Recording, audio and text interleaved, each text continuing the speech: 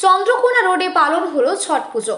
পশ্চিম মেদিনীপুর জেলার গড়বেতা ৩ নম্বর ব্লকের চন্দ্রকোনা রোডের ছোট বাচ্চা থেকে দুর্লভগঞ্জে পালন হলো ছট পুজো। ছট পূজা ঘিরে উন্মাদনা তুঙ্গে। হিন্দুদের এই পুজোর কখন উৎপত্তি হয়েছিল তার কোনো স্পষ্ট নিদর্শন পাওয়া যায় না, কিন্তু কিছু পৌরাণিক আখ্যানে ছট পুজোর নীতি নিয়মের সঙ্গে মিল থাকা উৎসব দেখা যায়। ঋগ্বেদের শ্লোক সমূহে সূর্য বন্দনার স্পষ্ট নিদর্শন আছে। ভারতীয় সভ্যতার সঙ্গে গ্রিক, রোমান, মিশরীয় ইত্যাদি সভ্যতার সময়ও সূর্য মুখ্য দেবতা ছিলেন। সেভাবে উষা বৈদিক দেবী। বেদে উল্লেখ থাকা মতে তিনি হলেন পূর্বের দেবী এবং অশ্বিনী কুমারের মাতা।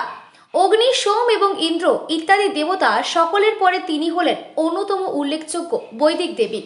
রাত্রি হলো তার ভগ্নী, যাকে হয়তো পরে পৌরাণিক যুগে সন্ধ্যা এবং ছায়ারূপে কল্পিত করা হয়েছে। রামায়ণে উল্লেখ থাকা মতে রামের কুল দেবতা সূর্যের জন্য রাম এবং সীতা এই পুজো করেছিলেন। মহাভারতে উল্লেখ থাকা মতে দ্রৌপদী ধম্ম ঋষির উপদেশ মতো সূর্যকে আরাধনা করে অক্ষয় পাত্র লাভ করেছিলেন। সঙ্গে মহাবীর কর্ণের কোমর পর্যন্ত জলে নেমে সূর্যের উপাসনা করা উল্লেখ আছে। আজও ছট পুজো উদযাপন করা সকল মানুষকে কোমর পর্যন্ত জলে নেমে সূর্য বন্দনা করতে দেখা যায়। অন্য এক আখ্যান মতে পাণ্ডু ঋষি হত্যার পাপের প্রায়শ্চিত্তের কারণে পত্নী কুন্তির সঙ্গে বনে থাকায় পুত্র প্রাপ্তির জন্য সরস্বতী নদীর পাড়ে সূর্য উপাসনা এবং ব্রত করেছিলেন। পুরাণ মতে প্রথম মনুপ্রিয়বতের কোনো সন্তান ছিল না, তাই তার পিতা কাশ্যপ মুনি পুত্রেষ্টি যজ্ঞ করতে পরামর্শ দেন। এরপরে তার পত্নী মালিনী একটি মৃত পুত্র জন্ম দিলেন। মৃত শিশু দেখে তারাও বিলাপ করতে থাকায় আকাশ থেকে এক দিব্য কন্যা প্রকট হলেন। তিনি নিজেকে ব্রাহ্মণ মানস পুত্রী বলে পরিচয় দিলেন এবং মৃত পুত্রকে স্পর্শ করার সঙ্গে সঙ্গে সে জীবিত হয়ে উঠল। এখনো উষা দেবী বা ছোটি মায়ের মূর্তি কোলে কিছু থাকা অবস্থায় কল্পনা করা হয় এবং পুত্র প্রাপ্তির জন্য ব্রত উপাসনা করা হয়।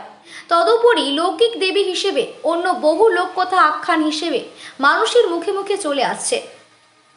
ছট পূজায় কোনো মূর্তি উপাসনার স্থান নেই, এতে ডুবিত এবং উদিত সূর্যকে পূজা করা হয়। আজকাল পূজা অনুষ্ঠিত করা কমিটিগুলিকে সকল ঘাটের কাছে সূর্যের মূর্তি প্রতিষ্ঠা করতে দেখা যায়। পূজার দুদিন আগে লাউ ভাত এবং একদিন আগে দুধ ভাত খাওয়ার পর 36 ঘন্টার এক কঠোর ব্রত পালন করতে হয়।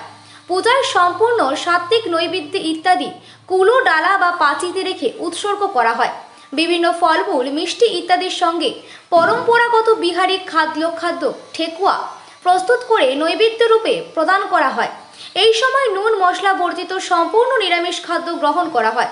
পুজোর শেষে আত্মীয় স্বজন প্রতিবেশীদের প্রসাদ বিতরণ এই পুজোর অন্যতম নিয়ম। এই পূজায় অনেককে বাগরি নদীর ঘাটে গিয়ে পূজা করার দৃশ্যও দেখতে পাওয়া গেছে। বর্তমানে এই পূজা এক সার্বজনীন রূপ পেয়েছে। বিভিন্ন ভাষাভাষী ধর্ম সম্প্রদায়ের মানুষ এই পূজার মাহাত্ম্য উপলব্ধি করে পূজায় সামিল হতে শুরু করেছেন। 4 দিনের এই ব্রতের প্রথম দিন ব্রতধারী বাড়িঘর পরিষ্কার করে স্নান সেরে শুদ্ধাচারে নিরামিষ ভোজন করেন। পরদিন থেকে উপবাস শুরু হয়। ব্রতে দিনভর নির্জলা উপবাস পালনের পর সন্ধ্যায় পূজার শেষে ক্ষীরের ভোগ গ্রহণ করেন। তৃতীয় দিনে নিকটবর্তী নদী বা জলাশয়ের ঘাটে গিয়ে অন্যান্য ব্রতের সাথে অস্তগামী সূর্যকে অর্ঘ্য অর্থাৎ দুধ অর্পণ করা হয়। ব্রতের শেষ দিনে পুনরায় ঘাটে গিয়ে উদীয়মান সূর্যকে পবিত্র চিত্তে অর্ঘ্য প্রদানের পর উপবাস ভঙ্গ করে পূজার প্রসাদ রূপে সাধারণত বাঁশ নির্মিত পাত্রে গুড়, মিষ্টান্ন, ক্ষীর, ঠেকুয়া এবং আখ, কলা, মিষ্টি, লেবু প্রভৃতি ফল জনসাধারণকে দেওয়া হয়।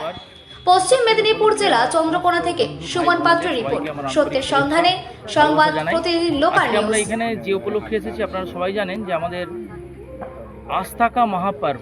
বারবার বলছি এটাকে আমরা আস্থা কা মহাপর্ব এই জন্যই বলি যে আমাদের এই পুজোটার উপরে আমাদের প্রচুর আস্থা। তো আমাদের নন বেঙ্গলি, বিশেষ করে যারা বিহার, ইউপি, ঝাড়খণ্ডের মানুষ আছেন, তারা এই পুজোটাকে অনেক বড় করে অনেক পবিত্রতার সাথে পালন করেন। তো আমরাও এসেছি আজকে এখানে পালন করতে। বিশেষ করে এই পুজোটাতে আমরা সূর্য দেবতা এবং ছঠি মাইয়া দুজনকে আমরা পুজো করি এবং আমাদের সমস্ত দেশবাসী বা সমস্ত মানুষের মনস্কামনা এবং আমাদের ঘর পরিবার যেন সুখ শান্তিতে থাকে, সকলের বাড়িতে সুখ সমৃদ্ধি বিরাজ করে, তার জন্য মঙ্গল কামনা করে আমাদের এই পুজোটা হয়। আপনার নাম? আমার নাম বিজয় সিং।